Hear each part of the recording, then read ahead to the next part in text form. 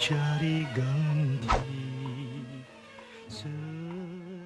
Pada 29 Mei 2020 genaplah 47 tahun seniman agung Allahyarham Tan Sri P. Ramlee meninggal dunia. Namun P. Ramlee masih segar dalam ingatan para peminat filem, muzik dan lagu Melayu klasik. Ini kerana kerja-kerja seni yang ditinggalkannya bersifat evergreen dan sentiasa relevan dengan perkembangan masa. Bagi mengenang pemergian P. Ramlee, sudi saya berkongsi sedikit mengenai gaji dan pembayaran untuk P. Ramlee dari mula pembabitannya sebagai pelakon sehingga menjadi pengarah filem yang ulung. Pada masa yang sama, ia dapat juga menangkis tuhmahan-tuhmahan bahawa P. Ramlee hidup susah di akhir hayatnya. P. Ramlee mula bekerja di studio Malay Film Production pada pertengahan tahun 1948.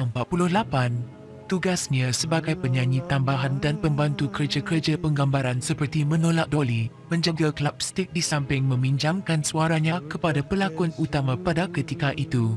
Pada ketika itu, P. Ramlee menerima gaji sebanyak RM70 sebulan. Apabila beliau diambil sebagai watak utama, gaji yang diterima oleh P. Ramlee pada melalui filem bakti yang diarahkan oleh L. Krishnan dinaikkan kepada RM200 sebulan. Di samping itu, P. Ramlee menerima bayaran tambahan tidak melebihi RM100 apabila membuat kerja-kerja sampingan yang tidak melibatkan lakonan. Selepas berlakon di dalam filem Juwita pada tahun 1951, gajinya meningkat kepada RM250 sebulan. Sementara itu ditambah lagi dengan RM100 sebagai imbuhan untuk kerja-kerja tambahan apabila beliau mencipta lagu-lagu dan juga nyanyian. Selepas berlakon di dalam filem Hujan Panas pada tahun 1953, gaji P. Ramlee dinaikkan kepada RM400 sebulan. Bayaran tambahan terus diterimanya tanpa sanksi pada setiap bulan dari hasil lagu-lagu ciptaan beliau. Apabila P. Ramlee dilantik menjadi pengarah pada tahun 1955, gaji beliau tidak berganjak tetap menerima bayaran sebanyak RM400 sebulan. Tetapi ada bayaran bonus sebanyak RM1,000 diberikan kepadanya selepas selesai mengarah sesebuah filem. Satu perundingan baru telah diadakan dengan pihak majikan setelah kontrak selama 3 tahun P. Ramlee tamat sejurus selesai mengarah filem Panca Delima.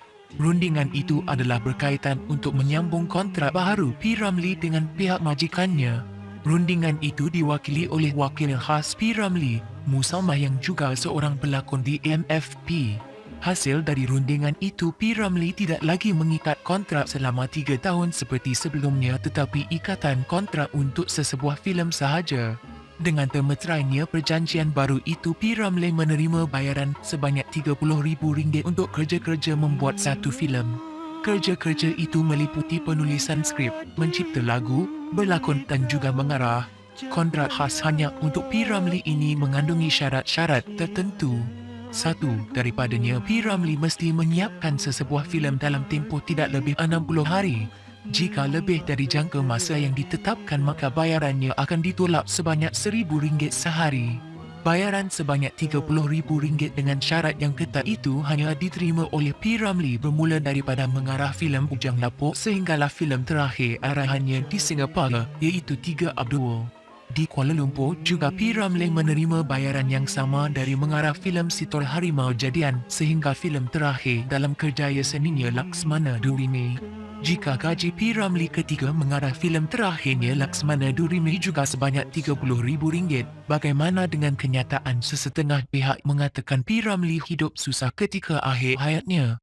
Di mana kan ku cari ganti serupa denganmu? Jangan lupa like dan subscribe channel ini.